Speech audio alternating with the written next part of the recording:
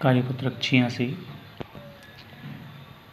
प्रखर हिंदी कार्यपुस्तिका कक्षा 8 कार्यपत्रक 86 प्रश्न है, दिए गए चित्र को देखिए, अपने मन से एक कहानी बनाइए तथा उसे शीर्षक भी दीजिए। अब सबसे पहले चित्र को देखना है। शेर, खरगोश, कुआ और कुएं में शेर की परछाई। अब इसको शीर्षक देना है मूर्ख शेर। इसमें कैसे लिखना है कहानी को। एक जंगल में एक शेर रहता था। वह बहुत भूखा था। शिकार की तलाश में जंगल में इधर उधर भटक रहा था। उसे एक खरगोश मिल जाता है। वह उसे खाना चाहता है। तब खरगोश कहता है, महाराज, इस जंगल में एक शेर आ गया। वह खुद को जंगल का राजा बता रहा है। शेर ने कहा, कहाँ है वह? तो खरगोश कह रहा है। खरगोश शेर को कुएं में दिखाता है। शेर अपनी परछाई देखकर कुएं में कूद जाता है और मर जाता है। इस तरह से पहला प्रश्न करना। दूसरा, कौन कौन से ऐसे कार्य हैं जिन्हें करने में आप हिम्मत नहीं जुटा पाते हैं और उन्हें वे कार्य उनको न कर पाने के कारण दी गई सारणी में भी लिखना है। तो कार्य लिखेंगे, जैसे मोटरसाइकिल चलाना, इसको न कर पाने का कारण गिर जाने और लगने का डर लगता है।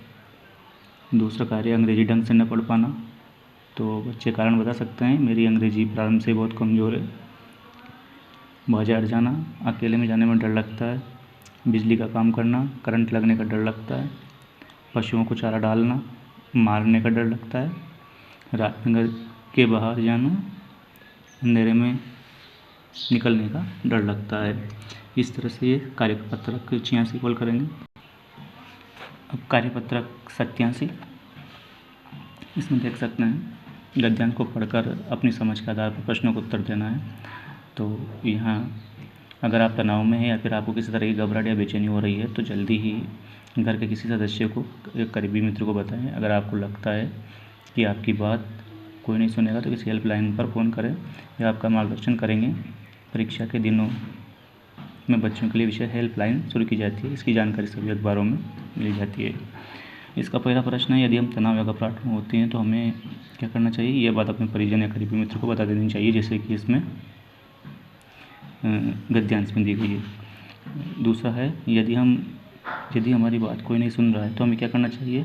जैसे कि इसमें दे रखा है, हेल्पलाइन पर फ़ोन करना चाहिए, तो इसका उत्तर भी हेल्पलाइन पर फ़ोन करना चाहिए। अगला है इस गद्यांश का भाव। तो यही है, बच्चों को तनाव या घबराहट में चिंता नहीं करनी चाहिए, बल्कि उसके बारे में अपने परिजनों को या मित्रों को बताना चाहिए। अगला प्रश्न, तनाव या घबराहट होने पर आप क्या करते हो? तनाव या घबराहट होने पर हम अपने परिजनों को बताते हैं। अगला है, आपके मित्र या को तनाव या घबराहट होने पर आप उसकी मदद कैसे करेंगे? तो उसे हिम्मत दिला करके शांत रहने के लिए कहेंगे। इस तरह से कार्यपत्रक 87 करेंगे।